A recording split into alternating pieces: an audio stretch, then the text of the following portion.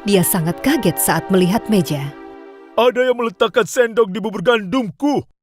Oh, punyaku juga ada sendoknya. Oh tidak, ada yang menghabiskan buburku. Sekarang aku harus makan apa? Aku kelaparan. Jangan sedih sayang, ayahmu dan ibu akan membagi bubur kami untukmu. Beruang kecil itu baru saja mau duduk di kursinya saat melihat kursinya rusak. Dia mulai menangis.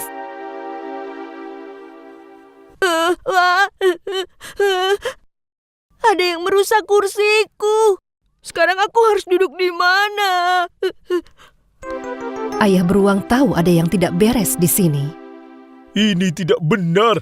Aku ingin tahu siapa yang masuk ke rumah kita. Ayo periksa semua kamar. Mereka memeriksa ke dalam kamar dan melihat Goldilocks tidur di tempat tidur bayi beruang. Oh, ada anak perempuan tidur di tempat tidurku. Ibu, bangunkan dia sekarang.